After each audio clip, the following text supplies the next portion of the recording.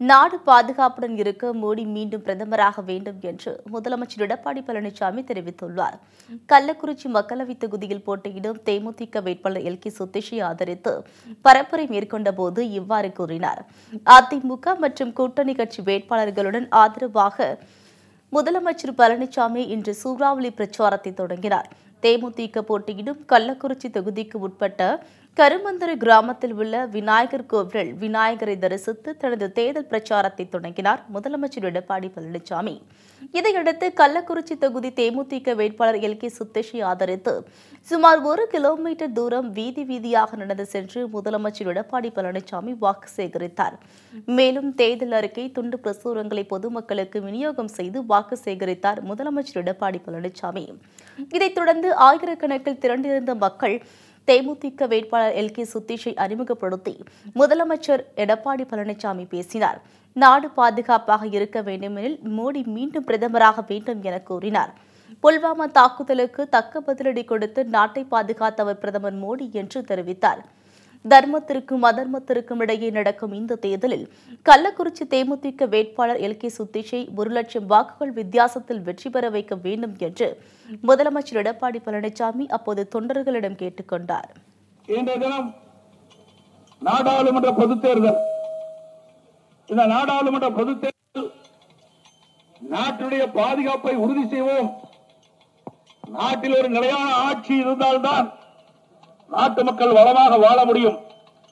ஆகவே நிலையான ஆட்சி ஏற்படுவதன் மூலமாக பாரத பிரதமராக இருக்கின்ற நரேந்திர மோடி அவர்கள் இன்றைக்கு மீண்டும் பாரத நாட்டுடைய பிரதமராக வர வேண்டும் என்பதற்காக நம்முடைய கூட்டணி சார்பாக போட்டியிடுகின்ற அறிவித்தார் எல்.கே. சுதீஷ் அவர்களுக்கு முழு வாக்களித்து பெருவாரியான வாக்கு வித்தியாசத்தில் வெற்றி பெற செய்ய வேண்டும்.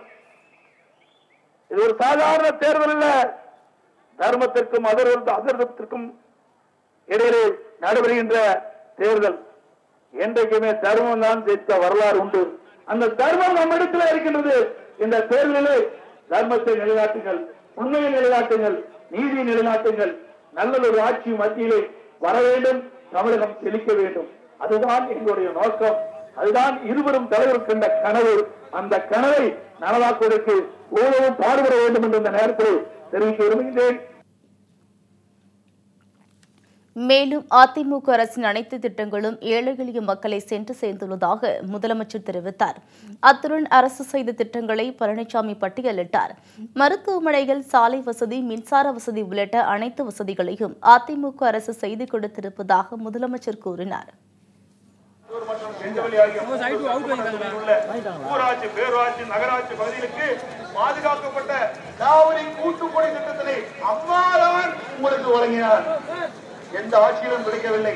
வறட்சியான காலத்தில் கூட பாதுகாக்கப்பட்ட குடிநீரை வழங்கிய அரசு அம்மாவுடைய அரசு.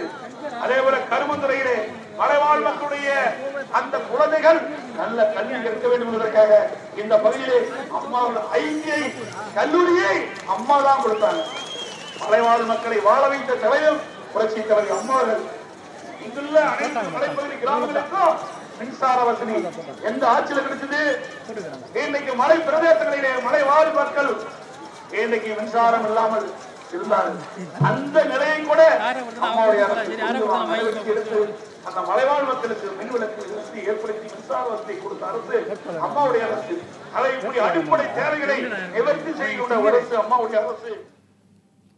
திமுக வாக்குறுதிகள் அனைத்தும் பொய்யானது என்று விமர்சித்தார். 2 கோடி குடும்பங்களுக்கு 1000 ரூபாய் வழங்கியதாக கூறிய முதலமைச்சர் பழனிசாமி, அதேபோல் ஏழை தொழிலாளர்களுக்கு 2000 ரூபாய் வழங்க அரசு முடிவு செய்ததை திமுக கும்பல் தடுத்து நிறுத்திவிட்டதாக குற்றம் சாட்டினார்.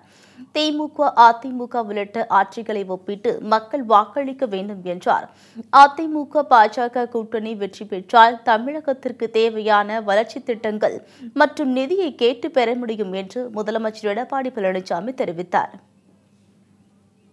இல்லங்களிலும் கை பொங்கல் என்று பொங்க வைத்த அரசு அம்மாவுடைய அரசு. அதே போல இப்பொழுது ஏழை தொழிலாளர் குடும்பங்களுக்கு, ஏழை குடும்பத்தைச் சேர்ந்த தொழிலாளர்களுக்கு தலா 2000 ரூபாய் வழங்கப்படும் என்று அறிவித்தோம். அதற்கும் தடை கேட்டு நீதிமன்றத்திலே வழக்கு தொடர்ந்தார்கள். தேர்தல் ஆணையத்திலே புகார் செய்திருக்கின்றார்கள். அதில் நாம் வெற்றி பெறுவோம்.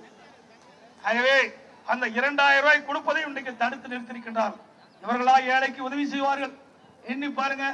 ஏழைகளுக்கு கொடுப்பதை கூட தடுத்து நிறுத்துகின்றவர்களா? மக்களுக்கு சேவை செய்யக்கூடியவர்கள். ஆகவே இந்த தேர்தல் முடிந்தவுடன் அந்த ஏழை தொழிலாளர்களுக்கு அம்மா அரசு கொடுக்கப்பட்ட வாக்குறுதியை நிறைவேற்றி தரும். முன்னதாக கருமந்துறை வீதியில் நடந்து சென்று பிரச்சாரம் செய்த முதலமைச்சர் பழனிசாமி மற்றும் எல்கே சுதீஷ் ஆகியோர் சாலை ஓர கடை ஒன்றில் தேநீர் அருந்தி தொண்டர்களை உற்சாகப்படுத்தினர். இதைத் தொடர்ந்து கள்ளக்குறிச்சி நாடாளுமன்ற தொகுதிக்குட்பட்ட புத்திரகவுண்டன்பாளையம், வாழப்பாடி, அயோத்தியாபட்டினம் ஆகிய 4 இடங்களில் எல்கே சுதீஷுக்கு ஆதரவு திரட்டி வருகிறார். தேர்தல் பிரச்சார கூட்டத்தில் அமைச்சர் சி.வி. சண்முகம், கள்ளக்குறிச்சி நாடாளுமன்ற வேட்பாளர் எல்கே சுதீஷ், சேலம் நாடாளுமன்ற வேட்பாளர் சரவணன், சேலம் புறநகர் மாவட்ட அம்மா பேரவைச் செயலாளர் இளங்கோவன் மற்றும் அதிமுக, தேமுதிக, பாமக, தமாக, பாஜக உள்ளிட்ட கூட்டணி கட்சிகள் நிர்வாகிகள், தொண்டர்கள் மற்றும் ஆயிரக்கணக்கான மக்கள் கலந்து கொண்டனர்.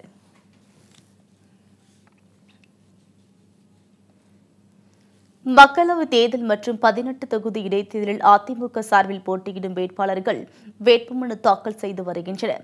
தமிழகத்தில் அதிமுக தலைமையிலான கூட்டணியில் அதிமுக 20 மக்களவைத் தொகுதிகள் மற்றும் 18 சட்டமன்ற தொகுதிகளுக்கான இடைத்தேர்தலில் களம் காண்கிறது. இந்த தொகுதிகளில் போட்டியிடும் வேட்பாளர்கள் பெயர்கள் அறிவிக்கப்பட்டுள்ள நிலையில் அவர்கள் அனைவரும் இன்று வேட்புமனு தாக்கல் செய்வார்கள் என்று அக்கட்சியின் ஒருங்கிணைப்பாளர் ஓ. பன்னீர்செல்வம் மற்றும் துணை ஒருங்கிணைப்பாளர் எடப்பாடி பழனிசாமி ஆகியோர் கூட்டாக தெரிவித்தனர். அதன்படி மக்களவைத் தேர்தலில் போட்டியிடும் அதிமுக வேட்பாளர்கள் தேர்தல் அலுவலகத்திடம் தங்கள் வேட்புமனுவை அளித்து வருகின்றனர். தென்சென்னை அதிமுக வேட்பாளர் ஜெயவர்தன் அடையாறில் உள்ள தேர்தல் அலுவலகத்தில் வேட்புமனு தாக்கல் செய்தார். அவருடன் சட்டமன்ற உறுப்பினர் விருகி ரவி மற்றும் கூட்டணி கட்சி நிர்வாகிகள் உடன் இருந்தனர்.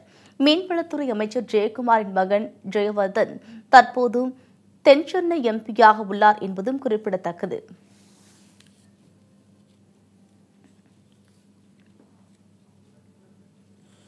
இந்தியாவை வளர்ச்சிப் பாதைக்கு கொண்டு போவதற்கான திட்ட அறிக்கையை வருகின்ற 26ஆம் தேதி மத்திய அமைச்சர் பியூஷ் கோயல் வெளியிட உள்ளார் என்று பாஜக மாநில தலைவர் மற்றும் தூத்துக்குடி மக்களவைத் தொகுதி வேட்பாளருமான தமிழிசை கூறியுள்ளார். தூத்துக்குடியில் செய்தியாளர்களுக்கு பேட்டியளித்த தமிழிசை, திமுக குடும்ப அரசியல் நடத்தி வருவதாகவும் அதற்காக அவர்கள் எதையும் செய்வார்கள் என்றும் குறிப்பிட்டார். மக்கள் ஆதரவுடன் வரும் 25ஆம் தேதி தூத்துக்குடியில் வேட்புமனு தாக்கல் செய்ய உள்ளதாக அவர் தெரிவித்தார். ராகுல் பிரதமர் என திமுக அறிவித்ததை கூட திமுக கூட்டணி கட்சியினர் ஏற்றுக்கொள்ளவில்லை என்றார். மேலும் பாஜக பாசிச கட்சியல்ல, பாசமான கட்சி என்று தமிழிசை தெரிவித்தார். அது மாதிரி தமிழச்சி கூட பாசிச பாஜகன்னு ஒரு வார்த்தையை சொல்றாங்க. பாசமுள்ள பாஜகங்க, பாசிச பாஜக இல்லை. பாசமுள்ள பாஜகவாக இருக்கிறதுனால தான் சாமானிய மக்களுக்கு எல்லா நல்ல திட்டங்களையும் நாங்கள் கொடுத்து கொண்டு இருக்கிறோம். இது திடீர்னு பஜ்ரங் தள் இதெல்லாம் இவங்க நடவடிக்கை எடுக்கிறதுன்னு கனிமொழி சொல்கிறாங்க. இதெல்லாம் எவ்வளவு தவறான கருத்து. நான் தவறான கருத்தை பதிவு செய்ய விரும்பலைங்க. என்னை பொறுத்த மட்டில் எனது பிரச்சாரம் நேர்மறையாக இருக்கும். நான் மக்களுக்கு சேவை செய்யத்தான் வந்திருக்கிறேன். இந்த தென்பகுதி மக்களுக்கு மீது எனக்கு ஏற்கனவே ஈடுபாடு உண்டு. அதனால் இந்த பகுதி மக்களுக்கு நான் சேவை செய்ய வேண்டும், நல்ல திட்டங்களை கொடுக்க வேண்டும், தமிழகமும் வளர்ச்சி பாதைக்கு வர வேண்டும். அப்படிப்பட்ட நேர்மறை பிரச்சாரமாகத்தான் இருக்கும். மக்கள் எனக்கு ஆதரவு தருவார்கள். புதுச்சேரி என்ஆர் காங்கிரஸ் வேட்பாளராக கே. நாராயணசாமி அறிவிக்கப்பட்டுள்ளார். அதிமுக கூட்டணியில் இடம்பெற்றுள்ள ரங்கசாமி தலைமையிலான என்ஆர் காங்கிரஸ் கட்சிக்கு புதுச்சேரி தொகுதி ஒதுக்கப்பட்டது.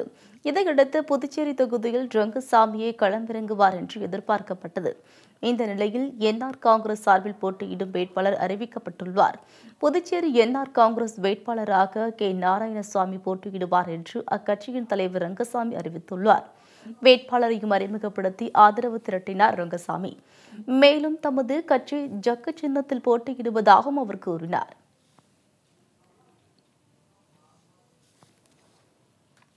மதுரை சித்திரை திருவிழாவை முன்னிட்டு மக்களவைத் தேர்தலை ஒத்திவைக்க கோரிய வழக்கில் சென்னை உயர்நீதிமன்ற மதுரை கிளை இன்று தீர்ப்பு அளிக்கிறது. தமிழகத்தில் மக்களவை மற்றும் 18 சட்டமன்ற தொகுதி இடைத்தேர்தல்கள் வரும் ஏப்ரல் 18ஆம் தேதி நடைபெற உள்ளது. இந்த நாளில் மதுரையில் சித்திரை திருவிழா நடைபெற இருப்பதால் மதுரை தொகுதியில் தேர்தலை ஒத்திவைக்க வேண்டும் என பார்த்தசாரதி என்பவர் வழக்கு தொடர்ந்தார். அதேபோல் கிறிஸ்தவர்களின் பெரிய வியாழன் பண்டிகையும் வாக்குப்பதிவு நாளில் வருவதால் கிறிஸ்தவ பள்ளிகளில் உள்ள வாக்குச்சாவடிகளை மாற்றக்கோரி கிறிஸ்தவ அமைப்புகள் சார்பில் வழக்கு தொடரப்பட்டன. இந்த இரு வழக்குகளும் நீதிபதிகள் மணிக்குமார், சுப்பிரமணிய பிரசாத் முன் நேற்று விசாரணைக்கு வந்தது. அப்போது மதுரை சித்திரை திருவிழாவுக்காக வாக்குப்பதிவு நேரத்தை இரவு 8 மணி வரை நீடிப்பதற்காகவும் கிறிஸ்தவ பள்ளிகளில் உள்ள தேவாலயங்களுக்கு பிரார்த்தனைக்கு சுதந்திரமாக சென்று வர ஏதுவாக அனைத்து நடவடிக்கைகளை மேற்கொள்ளும்படி மாவட்ட தேர்தல் அதிகாரிகளுக்கு அறிவுறுத்தியுள்ளதாக தேர்தல் ஆணையம் தரப்பில் விளக்கம் அளிக்கப்பட்டது. மேலும் எந்த காரணத்திற்காகவும் வாக்குச்சாவடிகளை மாற்ற இயலாது என்றும் தேர்தல் ஆணையம் திட்டவட்டமாக கூறியுள்ளது. இந்த வாதங்களை கேட்ட நீதிபதிகள் வழக்குகளின் தீர்ப்பை இன்று வழங்குவதாக அறிவித்துள்ளனர்.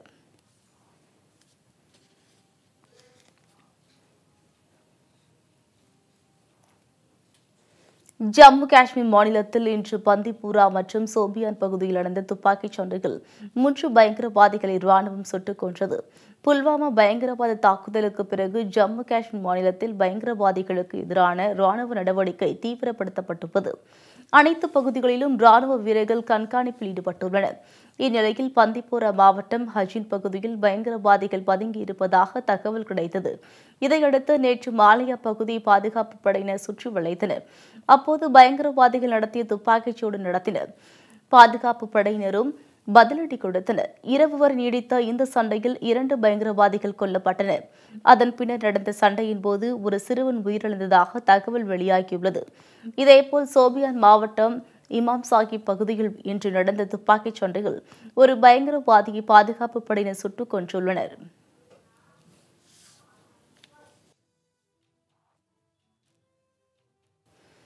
இந்திய கிரிக்கெட் அணியின் முன்னாள் வீரர் கௌதம் கம்பீர் மத்திய அமைச்சர்கள் முன்னிலையில் இன்று பாஜகவில் இணைந்தார்.